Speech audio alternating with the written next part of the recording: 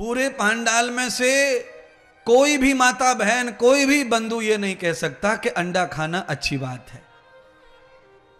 कोई कह नहीं सकता, खाने वाला भी नहीं कह सकता। बोलिए ना, कमाल की बात। अच्छा, दारू पीने वाला, तंबाकू खाने वाला भी यही कहता है कि ये खराब बात है, खराब चीज है, पर नहीं छोड़ पा रहा है, खुद खा रहा है। समझाओ तो वो कहता है नहीं, खराब है। अंडा क्या खाना है? अंडा भी तो मलमूत्र ही कहलाता है, मुर्गी का, मुर्गे का। वो क्या खाना उसको? अच्छी चीज तो है नहीं, क्योंकि जन्म उसका अच्छी जगह से नहीं हुआ है, तो अच्छी चीज कहां हो सकता है? वो उसका जन्म ही अच्छी जगह पे नहीं हुआ, उसके आने जाने की जो प्रक्रिया है वही खराब है। अच्छा, कुछ लोग क्या कहते हैं कि नहीं नहीं, ये तो बिजली से बनते, बिजली से। मैंने कि बिजली से बनते हैं तो मोदी जी बनाए वहां पे कारखाना खोलने, वहां पे डैम पे। कभी नहीं, बिजली से नहीं बनते अंडे। बिजली को इस तरह लगाया जाता है रोडों को, जिससे मुर्गी जल्दी हीट हो जाए और मां बन जाए फटाफट फटाफट फटाफट फटाफट। उसको इस तरह तपाते हैं हीट होटर लगा करके, उसको रोड लगा के, उसको कहते हैं बिजली का अंडा। है रे रे रे रे रे रे रे। आपके स्कूल में अगर नंगे तार दो ऐसे करे जाएं तो अंडे निकलते कि चिनगारी निकलती है? चिनगारी, चिनगारी निकलती है। इसका मतलब लोग बकवास करते हैं कि बिजली का अंडा है। अच्छा, कुछ लोग क्या कहते हैं, नहीं नहीं ये बिजली का है इसलिए ये तो शाकाहारी है। बोलिए, कितनी बड़ी आदमी बेवकूफी कर रहा है, अज्ञानता कर रहा है। चलिए, भगवान सुखदेव जी पहुंच गए गंगा जी के तट पर। अब ध्यान कर रहे हैं भागवत जी का। अब सुखदेव जी के चरणों में जो भी प्रथम शिष्य जाएगा उसका उद्धार हो जाएगा। पूरी तपस्या का फल शिष्य को प्राप्त हो जाता है। बंधुओं, जिस महात्मा संत के भजन ध्यान तप कथा वाचन का पुण्य अगर लेना है, तो महात्मा संत को कथा करते करते आप दीक्षा लो। कोई सन्यासी से ही दीक्षा लो। ज्यादातर कोशिश करो कि कोई सन्यासी मिल जाए दीक्षा में, और वो सन्यासी अगर कथा गा रहा है और कथा गाते गाते अगर हमें मौका मिले दीक्षा लेने का, तो दीक्षा एकदम अद्भुत फल प्रदान करती है। तपस्या की दीक्षा होती है। महात्मा संत जब कथा वगैरह नहीं करते तो वो भी प्रपंच में ही पड़े रहते हैं। उस समय आप जाओ गुरु बनाने तो आधा अधूरा तप मिलेगा, और व्यासपीठ पे जब काम चल रहा हो तब दीक्षा ली जाए तो परफेक्ट दीक्षा होती है। चेले का जल्दी उद्धार होता है, शिष्य का जल्दी कल्याण हो जाता है। बड़ा फर्क पड़ता है? आप टूअल के नीचे नहा के निकलो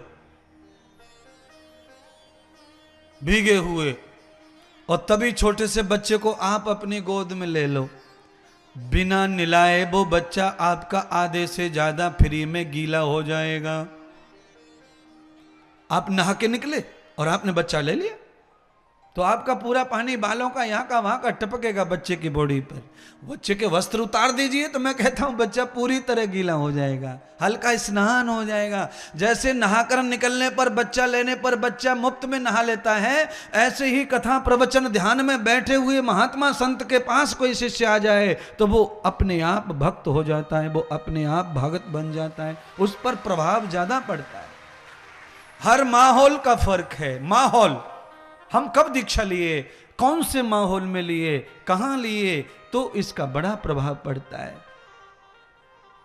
आपको कभी गुस्सा आया हो तब कोई हंसाने की कोशिश करे तो क्या होता है बताओ? हैं? आप तो गुस्से में लाल ताते हो रहे और उसी समय कोई हंसाने की कोशिश और कर दे तो फिर आप समझ जाओ वोल्टेज बढ़ जाएंगे पर कम होने वाले नहीं है।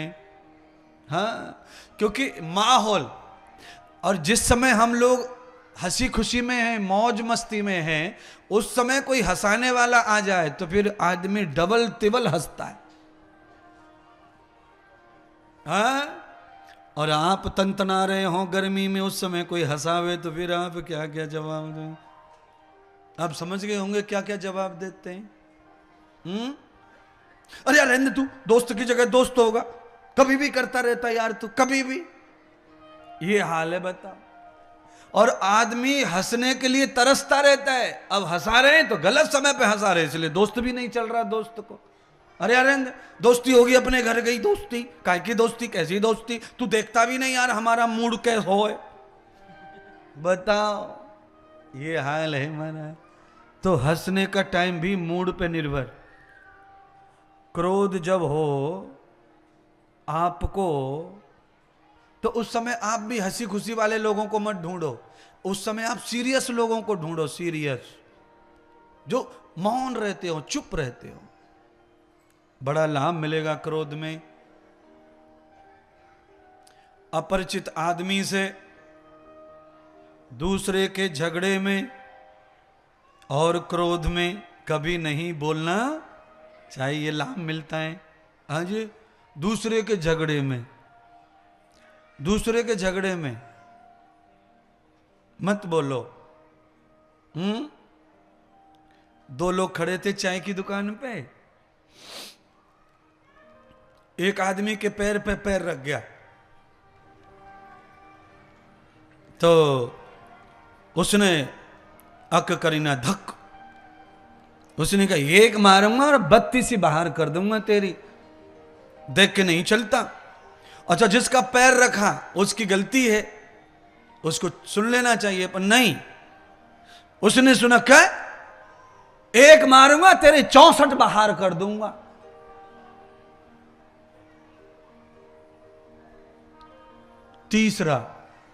तीसरा वहां चाय पी रहा था, वो वही था जो बीच में ही बोलता था हमेशा।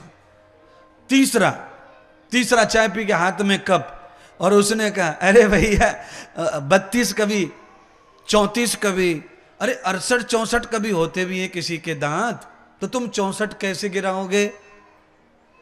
तो जिसने कहा ना 64 गिरा दूंगा, तो उसने कहा हाँ होते हैं 64, 32 के इसके गिराऊंगा, तो बीच में फटे में कूद रहा, 32 तेरे 64 पूरे कर दूंगा।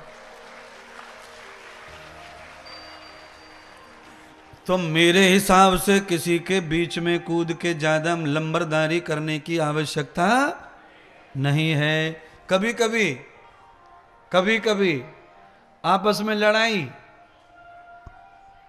बीच बिचाव कर वे घुस गए, हम बड़े समझदार हैं, शांत हो जाओ, शांत हो जाओ, शांत हो जाओ। है क्या बताऊं आपको, नजफगढ़ के पानीपत के पास में ऐसी ईंटें पकती हैं, और वो ही मंगाई हैं घर बनाने को। सामने वाले ने ऐसी मारी घुमा करके, जो हाथ जोड़ के बच रुको रुको रुको वाले पे खोपड़ा पे 12 टांके आए एक ही में। इसीलिए दो के झगड़े में तीसरे को सोच समझ के ही बोलना चाहिए। क्रोध में एक पार्टी को शांत रहना चाहिए, जल्दी झगड़ा खत्म हो जाता है। बहुत अच्छा आइडिया है, पति पत्नी में, माँ बेटे में, बच्चे में, सास ससुर में, बहू ससुर जी, सास जी, चलता रहता है क्रोध वगैरह। तो आज की बातें रखो साथ में, लगे ऐसा कि आज पति गर्म है तुम ठंडे हो जाओ, पत्नी गर्म है तुम ठंडे हो जाओ। अगर 10 बार पत्नी ठंडी हो गई, हमारे क्रोध को सुन लिया, तो 2-4 बार पति को भी सुन लेना चाहिए, कुछ छोटे नहीं हो जाएंगे। घर बचाने से आदमी बड़ा होता है, घर तोड़ने से कभी बड़ा हो सकता नहीं है। और देखिए, घर बचाना, संसार बचाना, जीवन बचाना, उसके लिए मौके का नजाकत समझनी है।